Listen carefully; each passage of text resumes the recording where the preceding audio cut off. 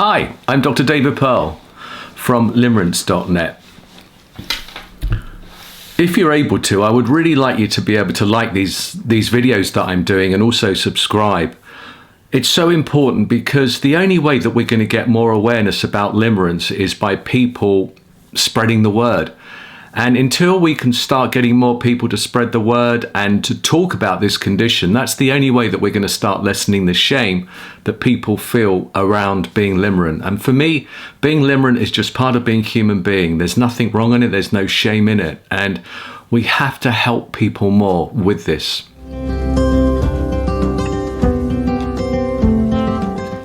Anyhow, this video is about disclosure. Should I disclose? And it's one of the most debated topics on the forum, on the limerence.net forums. And I've come up with a matrix to try and simplify this issue. I think that, and part of the reason why is because limerence is a term that I think is being misused in some places. Many people are using the word limerence to describe what I would call new relationship energy. It's that normal phase of falling in love with another person when we first meet them, and is an evolutionary mechanism to get us to pair bond and procreate and to keep the species going. Now, if you read Dorothy Tenov's book, the woman who first described limerence back in the 1970s, I think what she described was a condition whereby this becomes caught in an obsessive cycle or loop because we are unable to consummate the relationship. We can't crystallize it. And often that is because we are in a committed relationship elsewhere, or maybe our limerent object is in a committed relationship, or there could be other barriers to consummating the relationship. So I've come up initially with this matrix of 4 boxes, and on the top scale we have whether you are in a long-term relationship or whether you're not in a long-term relationship. And then the 2 boxes going down the side are if your limerent object is in a long-term relationship or if they are not in a long-term relationship. It's quite simple to look in the 4 boxes and see which one we fall into initially. If we're in a long-term relationship and our limerent object is in a long-term relationship, then disclosure is never appropriate. And I'm going to talk about that more after I've gone through the 4 boxes. If you're not in a long-term relationship and your limerent object is not in a long-term relationship, then disclosure is appropriate. I appreciate there could be many reasons why disclosing might be difficult, and I know when I think back to my earlier years of dating, how difficult it was when I was attracted to a woman, how I would find it so hard to initiate a move or make a move to ask her out or whatever it was to show her that I was attractive. That was more to do with my own insecurities and lack of self-belief. However, if you're both free for a relationship, disclosure, not necessarily of your feelings of limerence because they could scare somebody off, but certainly disclosing about liking somebody would be appropriate. Now let's look at the bottom left box where you're in a long-term relationship, however your limerent object is not in a long-term relationship. Now again, this one can be covered really quickly. It's not appropriate to disclose to your limerent object. What in an ideal world you do is either work through your feelings towards your limerent object, but also to try and understand why is it that you're being pulled to somebody else as opposed to your significant other. What's going on in the relationship? Now, it may be that there's issues that need addressing in that relationship. Often what Ruth and I see in the couples practice that we run is that people fear conflict and therefore they don't talk about just growing apart or lack of attraction to their partner, or the sexual chemistry is gone. Could be many reasons why, but the fear of upsetting our partners makes it difficult for us to communicate that. And we bury those feelings, we suppress them. And then what happens is that, as Freud said, we're pulled towards something we're attracted to, or we're pushed away from something we don't like. And with limerence, and certainly how affairs usually start, is that we're pushed away from our partners because we've grown apart, we no longer feel attracted to them, or we no longer like them, or we have built up a whole bag of resentments. And then along comes something that attracts us and we're pulled towards that. And that's how most affairs start. In that case, as I said, though, it's much better to work through your issues if you're in a good... And sometimes limerence can start where our primary relationship is okay. It's more to do with perhaps stuff inside of us, you know, and there's much talk about why are some people prone to getting limerence.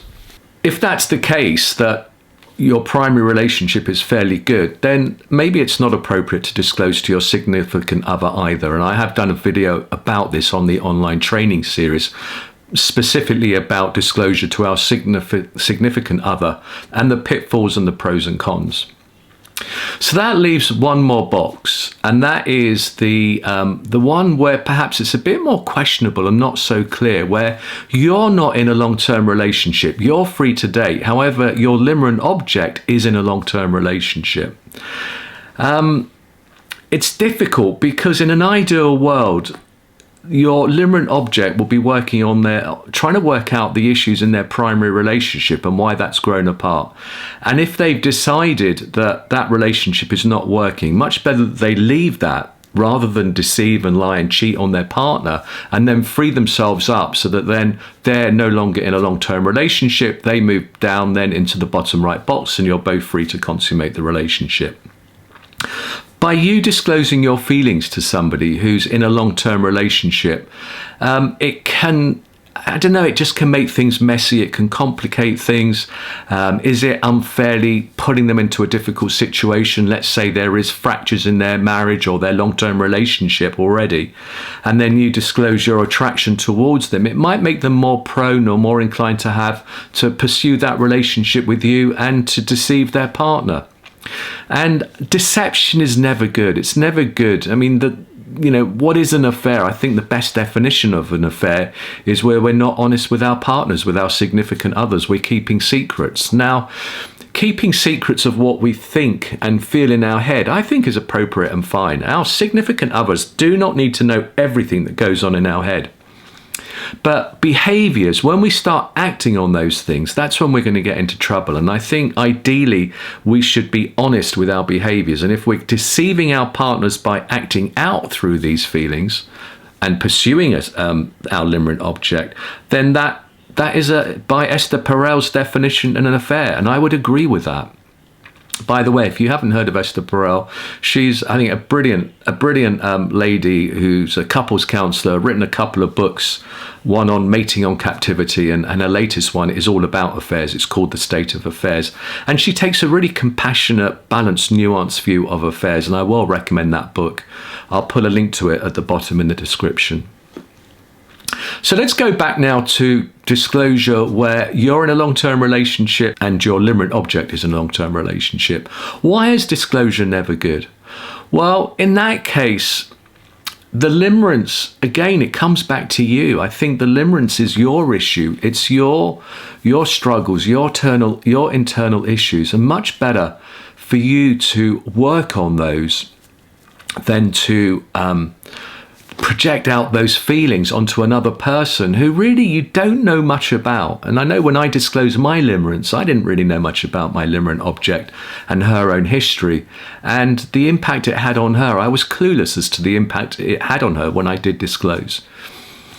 And I'm making this video, it was prompted by this morning I came across some feedback that my clinical supervisor gave me when I made one of my disclosures many years ago when I first got limerence. And this is what he wrote, and I want to share it because at the time I got quite angry with it. But when I read it this morning, even though it's more than a decade old, I could still feel the feelings of shame with that disclosure, the feelings of just embarrassment, of being stupid, of not being able to contain my feelings, and how it would have been far more emotionally mature had I just not disclosed my feelings in that situation where I felt like I was pushed into a corner.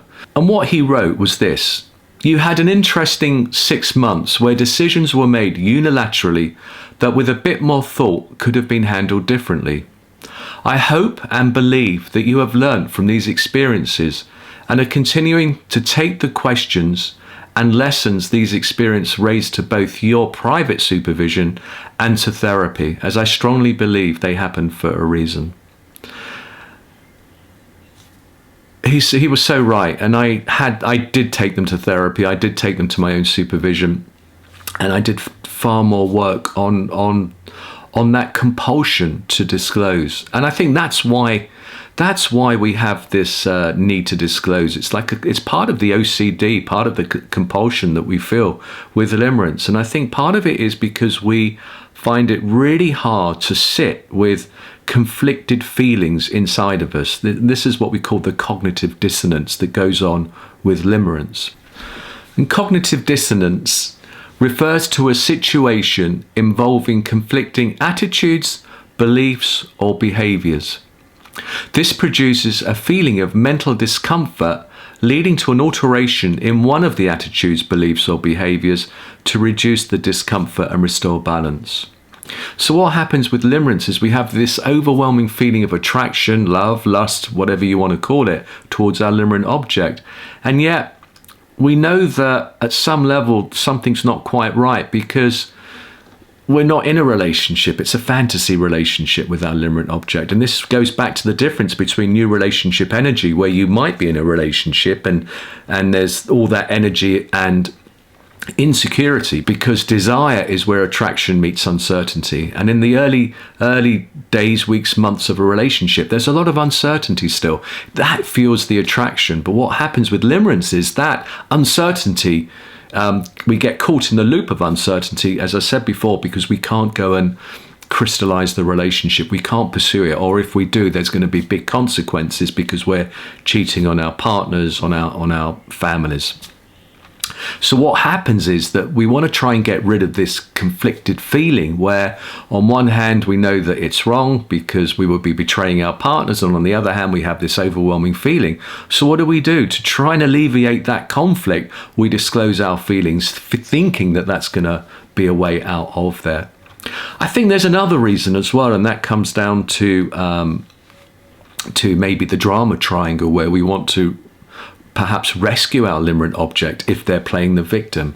Again, I've done a victim on the drama triangle in the online video series, and I really encourage you to understand the drama triangle, because it plays out in every single dysfunctional relationship, and limerence is a dysfunctional relationship. And I know, again, for me, I very much was playing the white knight wanting to rescue my limerent object, who in my judgment was playing the victim.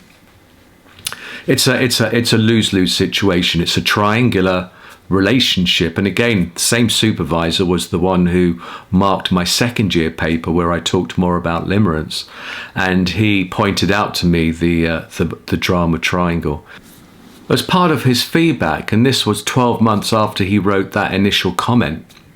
After my first disclosure, he says, "As for the infatuation, you don't say where this is at the moment, so I will assume it is still ongoing.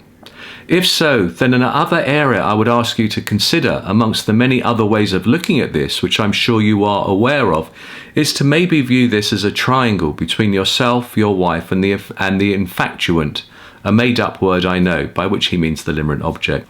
There may be something about giving to this third party something of yourself that you are protecting from your wife, your own love avoidant part perhaps.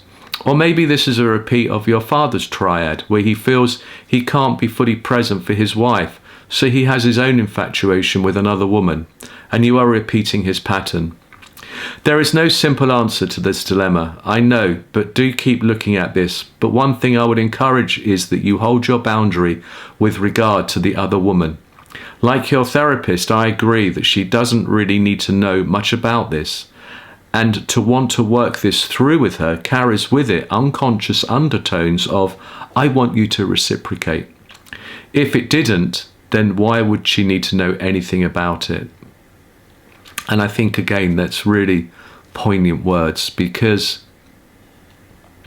he's right. I mean, by disclosing, in a way, we are wanting to pursue the relationship as well. It's not just about trying to resolve this cognitive dissonance. It is about wanting to pursue the relationship with our limerent object and to crystallize it. So that's just an overview of disclosure, some more thoughts that keep evolving with time. You can see that feedback was written in 2013, so quite some time later, I'm still trying to pull all these threads together, and I am starting to believe that at the core of limerence for many of us is that it's probably partly genetic. If we look at the links between limerence and having Aspie traits, I think there is a correlation there, not a hard connection. And we know that autism has some genetic element to it. And I am beginning to wonder whether with limerence as well, whether part of it is genetic or maybe epigenetic, where the environment switches on certain genes that make us prone to that. And as my supervisor said, that I was repeating the pattern with my father with his own triangular relationship between the woman that he had an infatuation with, whilst my mother was descending into her dementia. Hope you find this useful. As I said at the beginning, please like, please subscribe if you can, and keep safe out there.